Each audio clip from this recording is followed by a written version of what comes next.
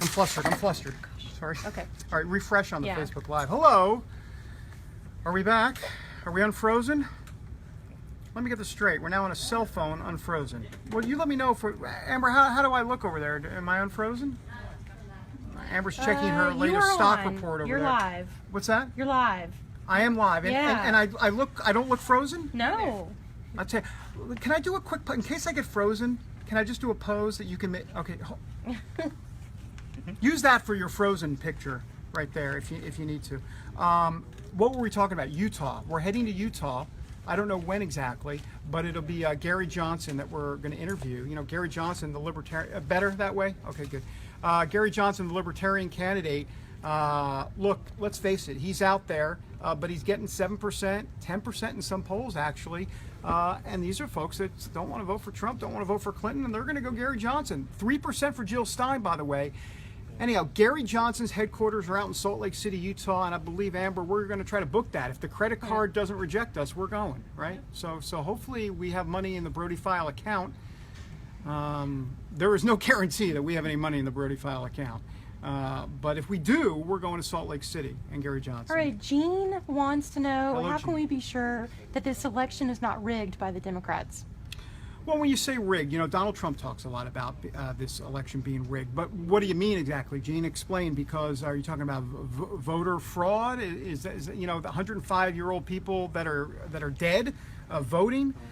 Is that what you're talking about? Or is the system rigged? Because I think clearly there are some structural issues in the system that don't bode well for someone that's not a politician like Donald Trump. Look, Hillary Clinton's been around for a while. She knows how to play the system. She knows who's in the system. And one of the things that Donald Trump, one of the reasons there's been a lot of never Trumpers out there is because he is a big threat to their power base. I mean, look, he's going to come in and shake a few things up, and they don't like their power being threatened, and I think that's a big part All of it. right, Bruce wants to know. Hello, Bruce. Bruce from where? Bruce didn't say Doesn't where. say. From Indonesia. Bruce from Indonesia. Can you come up with a side-by-side comparison on where the candidates stand with key issues? Oh, wow, sure. I mean, that's a long one. Obviously better done in internet form, for sure. Maybe a Word document that we should get up here. And it depends what issues you're talking about. Lots of hearts, by the way. Lots of hearts. That's good. Does he have specific issues? We can go over each one. But if not, let me start with a couple. He's from Pennsylvania. Pennsylvania. Hey, shout out Pennsylvania. I don't know anybody in Pennsylvania. I know you now, Bruce. National security. Why don't we start with that? Look, Donald Trump. He says he'll be the most militaristic president ever. But the thing is that actually it's Hillary Clinton that would be a little bit more, I'm not going to call her, what's the word I'm looking for? She would be more conservative, if you will, actually, when it comes to traditional U.S. foreign policy than Donald Trump. I don't think there's any question about that. Donald Trump didn't think we should get into Iraq. He tears apart George W. Bush, and quite frankly, he's done with nation building. And Hillary Clinton is not done with nation building. Jeb Bush is not done with nation building. So if you look at Hillary Clinton from a National Review, National Journal perspective on national security, she's a lot more in line with some of those establishment conservatives than Donald Trump. So that's one place where they definitely differ for sure. So, but good Shout out question. from Oregon. Oregon in the house. We're in Oregon, because by the way, I believe they nominated the Brody File for mayor in Medford. That's right, Oregon. they We did. lost. I think Yeah. we got one vote. We imported my mom in there to Medford for that one vote. But we love Oregon. I've only not. There's been 3 states that I've not been to, by the way, in the United States. Would you like to know them? Yes. Yeah, thank What you. are they? I better think of these quick. Oregon is one. Maine is a second one. What? And there is a third one, and I can't quite remember. I think it's Montana. I don't think I've ever been to Montana. So, Okay. all right. Well, shout outs from North Carolina, Austin.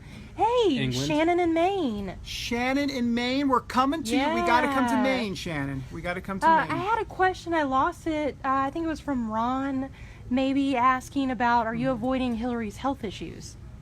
Well, I'm not avoiding Hillary's health issues, but the mainstream media sure is avoiding it. Look, she had another coughing fit, and that's what it was. There's no other word for it. I mean, did you see this video? She had a coughing fit the other day on stage. She blamed it because she was allergic to Donald Trump. Hilarious. Not really.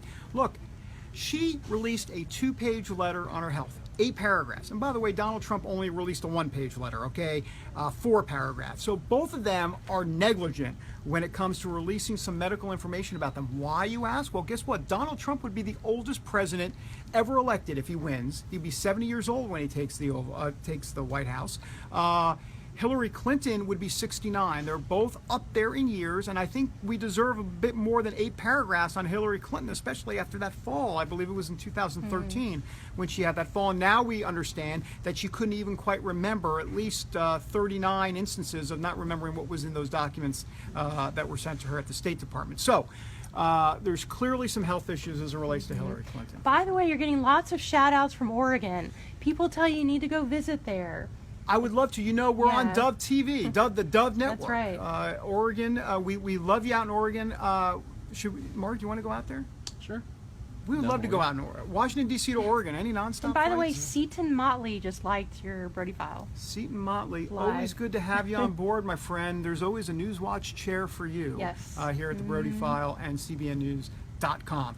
By the way, on Hillary's health records, let me just say something real quick. Did you know John McCain released over 1,000, that's right, 1,000 health-related documents when he ran in 2008. We have 8 pages from Hillary Clinton. Now, I understand why John McCain did that, former POW. He was at the time right around 70, I think he might have been 71 actually. And so there were some issues as it related to his health that he needed to disclose. Well, why not the same for Hillary Clinton? Mainstream media has dropped the ball on this. I don't think there's any question about that. And Donald Trump and this doctor, I mean, look, this doctor, apparently now the latest story is that the doctor wrote this note in 5 minutes for Donald Trump while the limo was waiting outside. My Gavolt. Yes. Jumbo would like to thank you for all the updates. Jumbo. Tell me, did Where your are you mom and from, dad Jumbo? actually name you Jumbo? And I don't want to ask your weight, but no. More shout outs from Hawaii, Indiana. You're getting lots of hearts and shout outs. You know, we love Hawaii. Is this Yeah. where I do one of those? Yeah, can I go to Hawaii? Yeah, I wonder what's I haven't going on been to here. Hawaii I have to yet. fight Amber over that trip. The file hasn't been to Hawaii yet. Well, the file Not a actually while. has been to Yes, Hawaii in with- 2010. Yes, I remember that. My The time. Brody File went to Hawaii in 2010. We interviewed Dick Armey and Michael Steele out at the Republican National Committee meeting in Hawaii. I went to an IHOP where it was $16 for a short stack, and that's an issue. Anyhow, look, this is going to be a close race. Hillary Clinton, Donald Trump, battleground polls. Here are the 6 states to watch. Is everybody ready? You want to write them down? Ohio, very important. Florida. I hope I get all these right. Ohio, Florida, North Carolina, Iowa, Colorado, Virginia. That's 6. There are a few more. I know. Now you're gonna start going like this on Facebook, and you're gonna say, hey, you forgot my state. Look, there are a couple more states for sure. Michigan is there. Have you seen the latest poll out of Texas? Hillary Clinton down by 2 points in Texas. In Texas. Wow. So, you know, if that's the case, Donald Trump might have some potential problems there, clearly. So we're going to be on the road. Brody File crew is going to be everywhere. We're going to be September 26th, first debate, Hempstead, New York. Big debate for Trump and Hillary Clinton. They are saying that this will be the most watched television event since the man landed on the American landed on the moon in 1969. It's incredible. Unbelievable. Wow. I mean, what else can compare to this event? I mean, maybe, you know, I don't know. Dance Moms? I don't know. Maybe the season finale of Dance Moms. That's a good would show, be- by the way. Tracy likes Okay, Dance Moms. Jumbo wants you to update us on the international relations on both parties. The international relations, well, first of all, have you heard that Hillary Clinton has been invited by the Mexican president to go down there, and she has said, no, I'm not doing it. It's not appropriate. I'll tell you what, let me just say a quick sidebar, Jumbo, and others about this. The fact that Donald Trump went down to Mexico, first of all, he got the visual he wanted, which was the 2 foreign leaders at the microphone with the translator and everything. He got that, which is major kudos to the Trump campaign to even think of that. But here's something even more significant. In the debate, Hillary Clinton is going to bring up immigration. Hillary Clinton is going to bring up how Hispanics, he's got problems with Hispanics. And he's going to reply, well, you know what? Why don't you tell that to the Mexican president who said he's looking forward to working with a Trump administration, which were his words. And so when you do that, all of a sudden, Trump is able to blunt a little bit of that criticism coming from Hillary Clinton. I got to tell you, I think Donald Trump has been one step ahead this whole time. Yes, has he put his foot in his mouth a few times? Yeah, honestly, more than a few times. But it looks like Kellyanne Conway has come in, the new campaign manager, has got him on message, got him on prompter to a degree, and he said the other day all he's going to talk about between now and November is jobs, jobs, jobs. So hopefully he talks about all that, plus Steve Jobs. Well, hopefully he doesn't talk about Steve Jobs. All right, got a Yeah. question from Bruce Lee. Bruce Lee? Yeah. Has he not passed away? Bruce Leroy. I think different Bruce Lee. Bruce Leroy. That's right. He wants to know, who do you feel has the strongest and clear plan to bring jobs back to the U.S.? Well, first of all, let me just say I'm going to do more analysis than I am going to give my personal opinion on that. But Donald Trump does talk a lot about lowering the tax burden on middle Americans or middle class Americans. Excuse me. Hillary Clinton talks about the same thing. The difference is. Before I get to the difference, let me tell you one way they're actually kind of similar. Have you noticed that Donald Trump talks a lot about infrastructure, and he talks about, we need to rebuild our bridges and highways and our airports? Well, Hillary Clinton says the same thing. So that tax revenue is coming from somewhere. Donald Trump is betting, and here's the answer to the question. Donald Trump is betting that because of his economic plans and because of a lower tax burden and because of the repatriating some of the money coming back into the United States, that all of this will lead to better job growth and wealth creation. And at that point, you'll have a wealthier nation. And when you have a wealthier nation, you'll have more jobs as well. And it's all of that. And it's about fracking, and we can go into fracking. We can go into, we're going to dig for oil, and the Keystone Pipeline is going to let that go through. Hillary Clinton's not going to do the Keystone Pipeline. So a lot of different things between the two. All right, David, Yeah. I think we're wrapping up. Gosh, I'm exhausted. I got to tell you. I mean, I've had lunch, but I'm ready for a second one. Froyo. Froyo, which is not the. Listen, thank you all for watching. Once again, we're going to try to do Facebook Live often. Yeah. Once again, September 26th, first debate. We're there. Amber C. Strong, Brody File producer. The crew will be with us. Jenna Browder, our new correspondent, will be there. And then we go to St. Louis for there's the vice presidential debate on October 4th in Farmville, not Smallville, where Superman was from. Jenny and I are going to that. Jenny and Tracy going to Farmville. That'll be vice presidential candidates Tim Kaine versus Mike Pence.